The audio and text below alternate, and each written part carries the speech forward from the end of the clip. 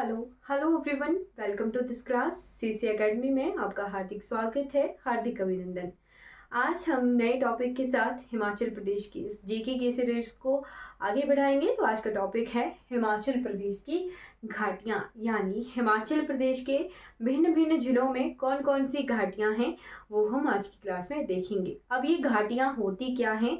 तो घाटियाँ एक ऐसी उपजाऊ और सुंदर जगहें होती हैं जो कि पहाड़ों की तलहटियों, यानी जैसे मान लो ये हमारा पहाड़ है तो यहाँ यहाँ जैसे ये जो क्षेत्र है ये होती है हमारे पास वैली।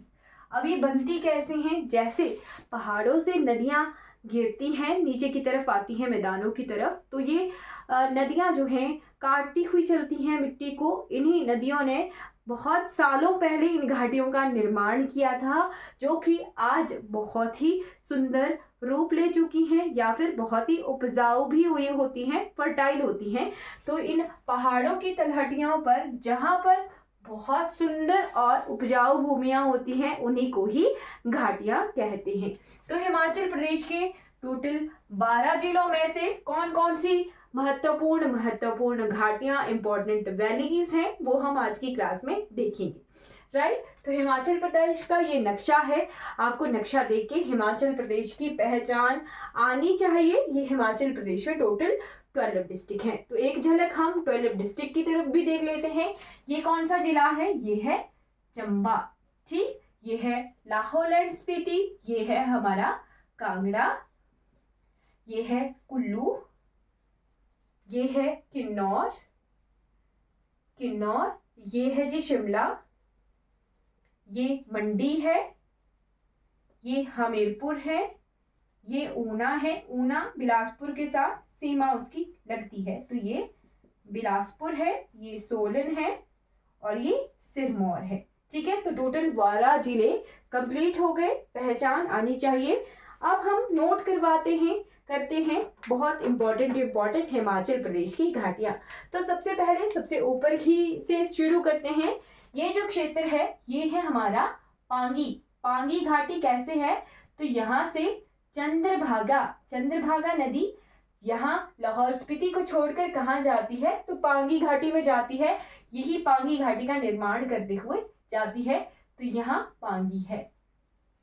ठीक है, ये नदी ऐसे ऐसे छोड़ के फिर जम्मू कश्मीर चली जाती है, तो इस तरफ को पांगी है। ठीक है, फिर यहाँ है हमारे चुराहा। ठीक है, ये जो क्षेत्र है ये है हमारा चुराहा क्षेत्र। ये अपर चुराहा, लोअर चुराहा ऐसे है, और इधर को तीसरा क्षेत्र है। ठीक है, फिर यहाँ जैसे है भरमौर। ठीक है, भरमौर है। फिर आपको एक और नदी में यही रिवर भी दिखा देती हूँ। यहाँ भांदर और तांताकीरी दो धाराओं को मिलकर बनी कौन सी नदी? तो ये है हमारी रावी घाटी। ठीक है, ये रावी घाटी भी है। ठीक है, चंबा रावी घाटी के राइट बैंक की तरफ है, यानी दाएं किनारे की तरफ है, तो चंबा को रावी घाटी के नाम से भी जाना जाता है। रावी घाटी, ठीक है, चंबा रावी घाटी के नाम से भी जाना जाता है। ठीक, तो यहां मैंने आपको बोला ये है भांदल और तांतागिरी वाला क्षेत्र। ठीक है, तो ये हमारा बड़ा भंगाल और छोटा भंगाल क्षेत्र है। ठीक है, ये भंगाल घाटियां हैं। बड़ा भंगाल और छोटा भंगाल दो घाटियां यहाँ पर हैं। ठीक है, फिर ये हमारी कांगड़ा घाटी है। ठीक है, यहाँ पर मैं आपको अगर क्षेत्रों को का विभाजन करके बताऊं तो यहाँ जैसे हमारा कांगड़ा वैली होगी, कांगड़ा वैली। ठीक है, ये कांगड़ा जो घाटी है उसका निर्माण कौन सी नदी करती है? तो नदी करती है ब्यास। अब ब्यास नदी भी मैं अगर आपको मैप पर दिखा दूं तो यहाँ रोहतांग दर्रे से आती हुई है ब्यास नदी, फिर ये मंडी में एंटर करती है, इतने आगे नहीं जाती है ना। ये यहाँ जैसे बजौरा क्षेत्र के पास से मंडी में एंटर कर जाती है। यहाँ मंडी का पंडोह क्षेत्र है, यहाँ को इस तरफ को मंडी है ना, मंडी है। फिर ये मंडी ऐसे सरका घाट वाले क्षेत्र में ऐसे ये एंटर करती है हमीरपुर में। कहाँ? तो हारसी पतन जगह है जहां पर ये मंडी को छोड़ के चली जाती है हमीरपुर ना, हमीरपुर और कांगड़ा के बॉर्डर पर बहती है। ठीक, फिर नदौन क्षेत्र है, नदौन को छोड़कर ये चली जाती है यहाँ कांगड़ा में। फिर कांगड़ा में यहाँ पौंग बांध है, ठीक है, यहाँ पौंग बांध है, राइट। तो पौंग बांध में यहाँ फिर ये छोड़कर चली जाती है मिरथल से। तो ये नदियां क्यों पढ़ा रही हूँ, क्योंकि मैंने आपको यही बताया था कि नदियां ही इन घाटियों का निर्माण करती है। तो पेपर का बहुत फेवरेट क्वेश्चन है कि कौन सी नदी कुल्लू, मंडी और कांगड़ा की घाटियों का निर्माण करती है। तो ये वाली नदी जो है हमारी ब्यास नदी, ब्यास नदी कुल्लू, कांगड़ा और मंडी घाटियों का निर्माण करती है। अब कल इस संडे को एग्जाम हुआ है HPPSC में, वेटनरी ऑफिसर का एग्जाम हुआ है और वहां पर एक क्वेश्चन आया है कि ऊहल जो नदी है वो किसकी सहायक है। तो ऊहल नदी मैं आपको यहाँ जैसे दिखाऊं, पंडोह क्षेत्र के आसपास ही जो है ऊहल नदी राइट की तरफ से मिलती है ब्यास में, ठीक है। तो ऊहल ब्यास की सहायक है। और एग्जाम में क्वेश्चन स्टेटमेंट वाइज आते हैं, तो आपको थॉरोली पढ़ के जाना पड़ेगा, तभी एग्जाम में क्वेश्चन आप सॉल्व कर पाओगे, राइट। तो यहाँ हम कांगड़ा पढ़ रहे थे। यहाँ ये जो ब्यास नदी है ये यहाँ कांगड़ा की घाटी का निर्माण कर रही है। तो यहाँ कांगड़ा क्षेत्र है, ठीक है, ये हमारा कांगड़ा क्षेत्र है। फिर इस क्षेत्र को अपर कांगड़ा कहते हैं। तो अपर कांगड़ा में यहाँ जैसे पालमपुर रीजन है, ये पालमपुर रीजन है, और यहाँ जैसे धर्मशाला रीजन है, ठीक है, और यहाँ जैसे शाहपुर नूरपुर, ये नूरपुर क्षेत्र है, ठीक है, और यहाँ जैसे शाहपुर क्षेत्र है, ठीक है, शाहपुर क्षेत्र है, ठीक। तो ध्यान रखना है नूरपुर, शाहपुर, पालमपुर कैसे डिस्ट्रीब्यूटेड है कांगड़ा में, राइट। फिर आ जाते हैं, ये हमने कांगड़ा की घाटियां पढ़ ली। अब आ जाते हैं लाहौल स्पीति में। यहाँ बताना मैं भूल गई हूँ, वैसे हम दर्रों वाली क्लास में लाहौल स्पीति की घाटियां कवर कर चुके हैं। अब यहाँ पर ये नदी कौन सी थी जी, चिनाब रिवर थी, राइट। तो यहाँ ये भागा नदी और ये आई हमारे पास चंद्रा नदी, ठीक है। शिगड़ियां पढ़ना रह गई है, वो चलिए नेक्स्ट क्लास में पढ़ते हैं। ये है बड़ा शिगड़ी वाला क्षेत्र, ठीक है। बड़ा शिगड़ी से ही 1936 में एक ग्लेशियर अलग हुआ है जो कि छोटा सिगड़ी है, ठीक है। और यहाँ पर छोटा शिगड़ी जो है चंद्रताल झील का निर्माण करता है और यहीं से ही चंद्रा नदी निकलती है।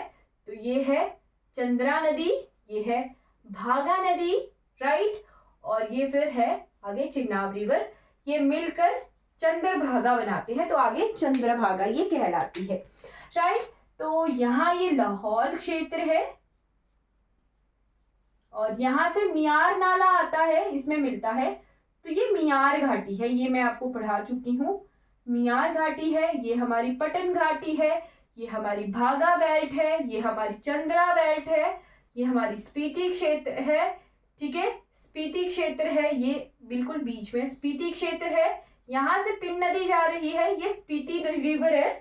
ऐसे इस तरफ से अगर चंद्रा रिवर इधर को आ रही है तो यहाँ से स्पीति रिवर जाती है किन्नौर में, ये स्पीति रिवर है, ठीक है। स्पीति रिवर स्पीति घाटी का निर्माण कर रही है और स्पीति में यहाँ से पिन नदी मिलती है, तो पिन नदी पिन घाटी का निर्माण करती है, ये पिन घाटी है, पिन घाटी है। और यहाँ से मिलती है स्पीति में लिंगटी रिवर, तो यहाँ पर लिंगटी घाटी है। लिंगटी घाटी का पेपर में क्वेश्चन आया था, ठीक है। फिर अब हम आगे हैं सतलुज में, सतलुज के पास। तो सतलुज यहाँ शिवकिला पास पर सतलुज हिमाचल प्रदेश में एंटर करती है, शिमला में बहती है। शिमला में इस तरह से बहती है कि कुल्लू शिमला के बॉर्डर, मंडी शिमला के बॉर्डर पर, ठीक है। फिर यहाँ ये सोलन वाले क्षेत्र, सोलन मंडी के बॉर्डर पर, और कसोल जैसी जगह पर ये बिलासपुर में एंटर करती है। यहाँ पर गोविंद सागर झील है और भाखड़ा में ये हिमाचल को छोड़कर पंजाब जाती है। यहाँ पर गोविंद सागर 88 to 90 किलोमीटर 90 किलोमीटर लंबी गोविंद सागर झील है, राइट। तो किन्नौर, रामपुर, बिलासपुर, इन घाटियों का निर्माण कौन सी नदी कर रही है? सतलुज। ये पेपर में क्वेश्चन आता है, जिस हिसाब से क्वेश्चन आता है उसी फॉर्मेट में पढ़ा रही हूँ, ठीक है। तो ये सतलुज नदी जो है, कौन कौन सी घाटियां?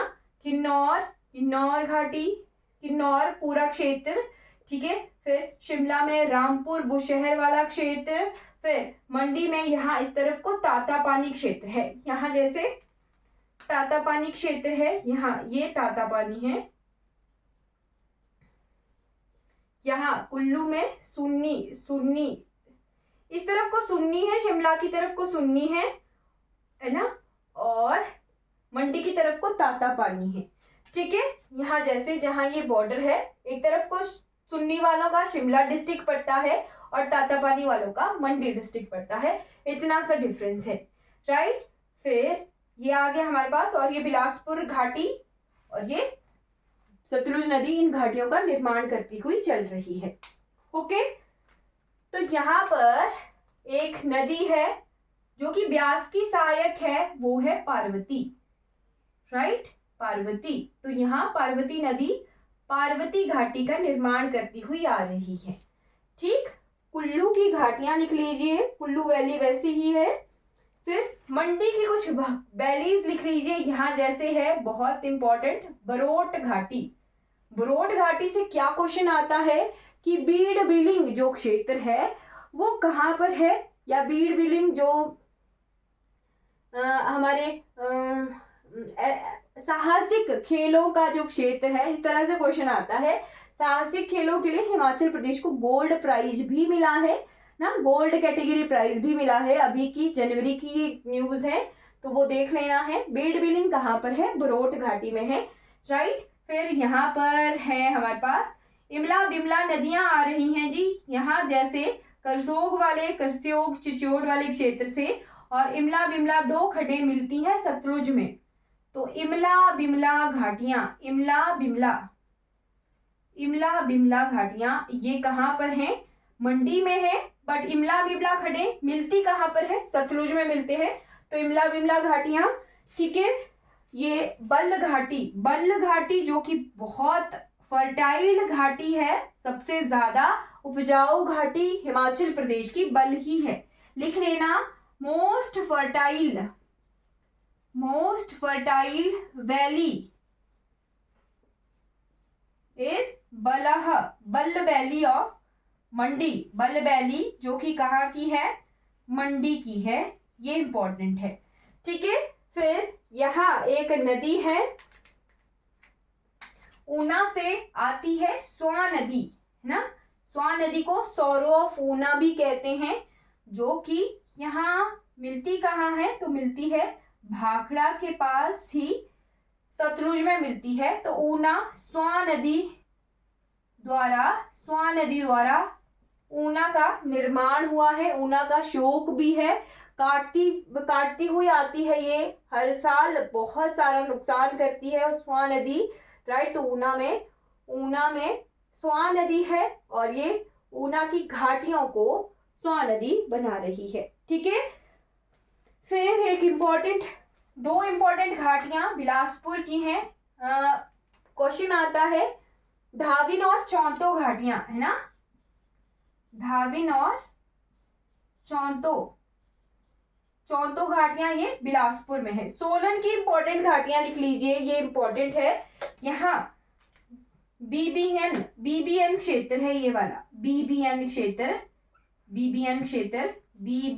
बद्दी बरोठी वाला नालागढ़ ना, बीबीएन क्षेत्र जिसे कहते हैं सरसा घाटी या फिर इसे इंडस्ट्रियल वैली भी कहते हैं, ठीक है, लिख लीजिएगा। इसे क्या कहते हैं? Industrial valley. कौन सा क्षेत्र है ये? बीबीएन वाला क्षेत्र है, बद्दी बरोठी वाला नालागढ़, सरसा खड्ड है यहाँ पर, सरसा घाटी, ठीक है, बस सरसा घाटी। फिर एक बहुत इंपॉर्टेंट खड्ड है, यहाँ कौन सी नदी आ रही है? तो यहाँ बहती है हमारी यमुना रिवर, है ना। यमुना के लिए बहुत इंपॉर्टेंट एक यमुना के लिए बहुत इंपॉर्टेंट एक रिवर आती है जो कि है गिरी रिवर। ठीक है, गिरी रिवर सिरमौर को दो भागों में काटती है, गिरियार और गिरिपार। गिरियार, गिरिपार। अब ये बहुत इंपॉर्टेंट है, सिसगिरी एंड ट्रांसगिरी दो घाटियां हैं, सिसगिरी, ट्रांसगिरी। पांवटा साहिब क्षेत्र, ये गिरी क्षेत्र इंपॉर्टेंट क्यों है? गिरी क्षेत्र और ये इंपॉर्टेंट क्यों है? यहाँ पर आजकल न्यूज में है हाटी कम्युनिटी, हाटी समुदाय को जो है एसटी का दर्जा, शेड्यूल्ड ट्राइब, अनुसूचित जनजाति का दर्जा जो है एक बिल पास किया गवर्नमेंट ने और 1 जनवरी 2024 से उसे लागू भी किया, राइट। बट कुछ कारणों से हाई कोर्ट ने उस पर बैन लगा दिया है। कब तक के लिए? मार्च तक के लिए ही बैन लगाया है। तो हाटी समुदाय जो है बहुत हाईलाइटेड रहा था। कहाँ से ये है? तो गिरी क्षेत्र से ये है, तो ये गिरी घाटी भी इंपॉर्टेंट हो जाती है। ठीक है, तो ये कुछ घाटियां आ गई। फिर शिमला क्षेत्र हमारा रह गया। तो शिमला में एक तो ये वाला क्षेत्र है जो कि सतलुज घाटी बनाती हुई आ रही है, और एक है यहाँ पर नदी जो कि है पब्बर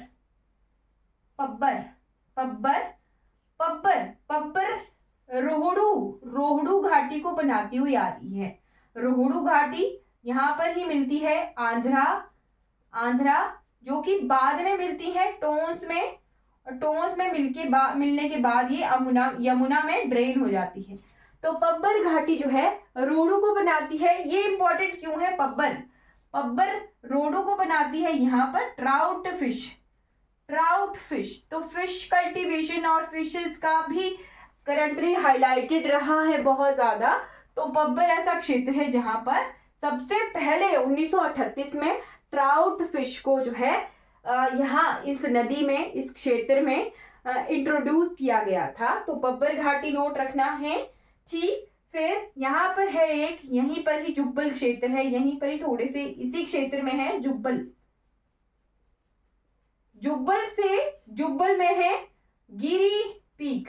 गिरी नदी जो आती है वो यहाँ जुब्बल से आती है। ठीक है, गिरी नदी जुब्बल के कूपर पीक से आती है, कूपर चोटी से। ठीक है, कूपर चोटी से आती है। तो ये कुछ घाटियां हैं। फिर उसके बाद यहाँ ये हमारी सतलुज थी, तो सतलुज में रूपी खंड मिलती है, तो रूपी घाटी। यहाँ एक इंपॉर्टेंट घाटी रह जाती है, बसपा नदी आती है ना, सांगला घाटी, बसपा रिवर आती है। ठीक है, जो कि मिलती है सतलुज में। तो बसपा रिवर बसपा घाटी बनाती हुई आती है, बसपा घाटी। ठीक है, इसे सांगला घाटी, नाम सांगला है बट नदी की वजह से बसपा घाटी भी कहते हैं, जैसे चंबा घाटी कह रहे थे, चंबा को रावी घाटी कह रहे थे। ठीक, फिर यहाँ पर एक बहुत इंपॉर्टेंट घाटी है जिसका नाम है हांगरंग। इसका भी पेपर में क्वेश्चन आता है, हांगरंग। फिर यहाँ पर एक नाला है इंपॉर्टेंट, पांगी नाला। पांगी नाला किसका सहायक है? तो ये सतलुज का सहायक है, बट ये कौन से क्षेत्र से आता है? तो ये मूलगन घाटी बनाता है, मूलगन घाटी बनाता हुआ आता है। ओके, तो ये कुछ इंपॉर्टेंट घाटियां हैं जो कि हमने इस मैप की हेल्प से ड्रॉ कर ली हैं। ठीक है, कुछ घाटियां इंपॉर्टेंट है। सरसा वैली, यहाँ सोलन में 2-3 घाटियां और रह गई, जैसे दून सप्रून घाटी।